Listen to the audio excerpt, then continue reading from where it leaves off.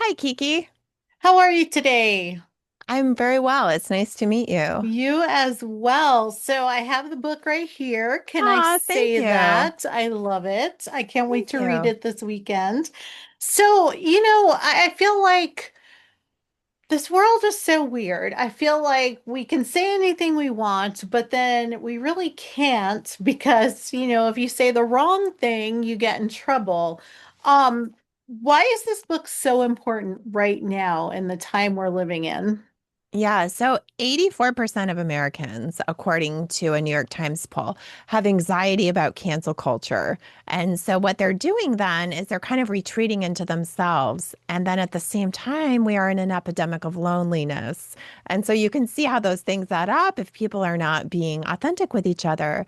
So that's why part one of the book is about the cognitive, emotional, and social benefits of language because it's something probably many of us don't even think about. It's like breathing. We don't think about it till it's interrupted.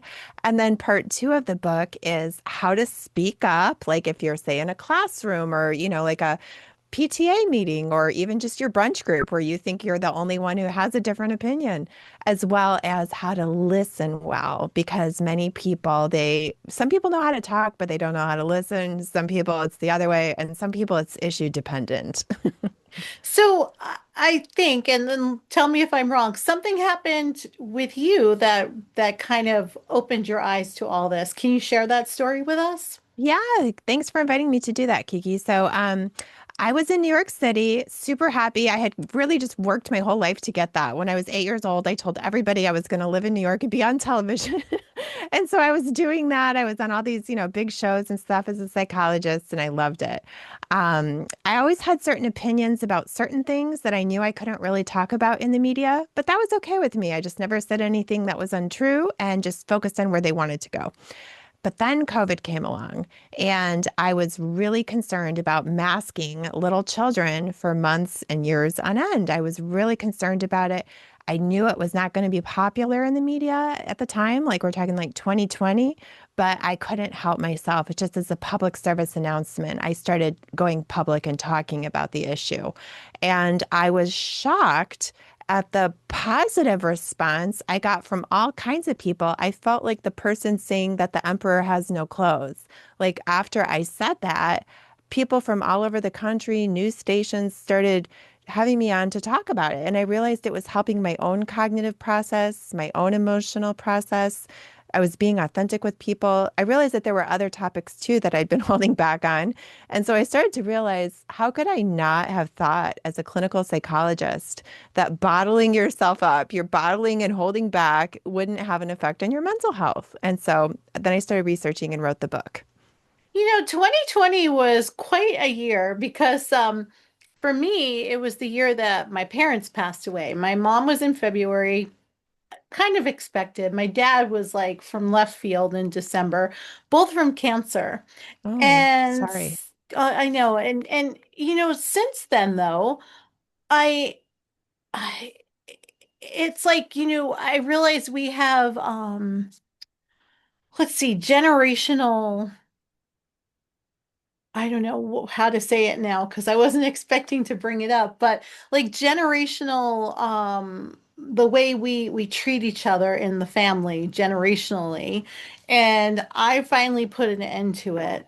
And it's so funny because I finally spoke up for myself. And all these years I thought, well, I'm the little sister of the second marriage, so I just have to go along with everything and I have to be, the yes man and take care of, my older sisters because I feel sorry for them for one reason or another. And when you finally speak from your heart, it changes everything.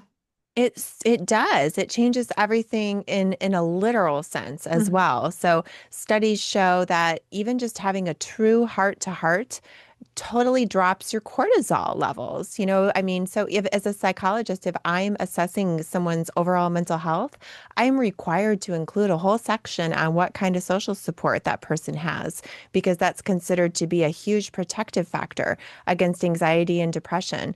And, to your point, when you started talking through those dynamics, when we start naming emotions, the amygdala, which is kind of like the reactive part of the brain during fear, starts to settle down. And then also by talking about dynamics, we actually put them outside of ourselves a little bit. There's a reason we call it express yourself, like it's like getting it out.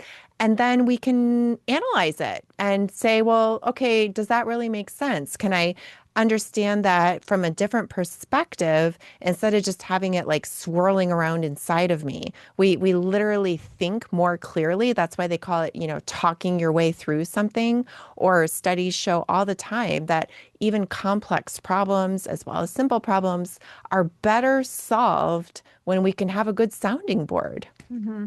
And I don't think people understand that therapy is good on so many levels because my husband started going too, and he has learned so much. And we'll have these conversations where I'll say something and he'll bring up a tool to work through what I'm going through, and I don't know. I just wish we would communicate more and actually say what's on our hearts instead of, I don't know, bottling everything up.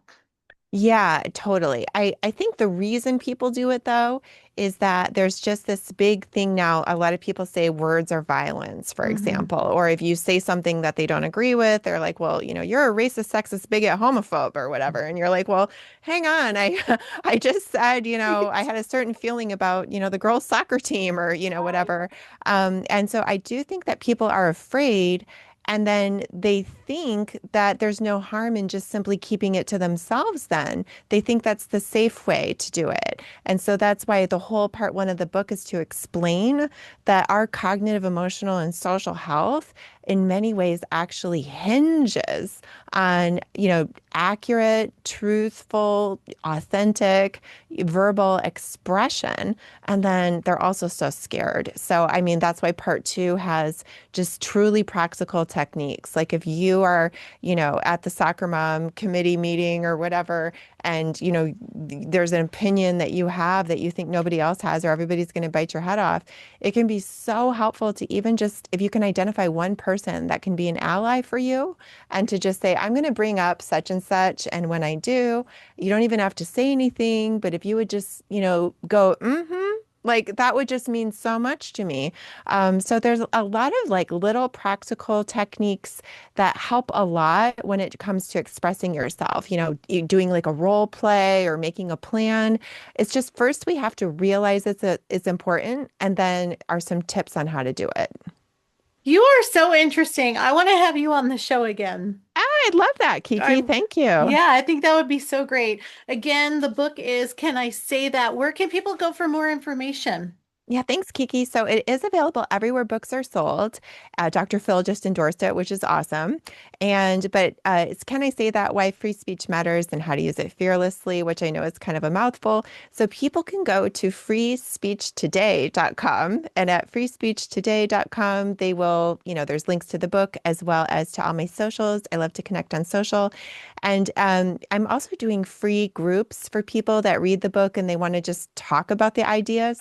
So if people get the book, then they should go to freespeechtoday.com and contact me there so I can get you into the discussions.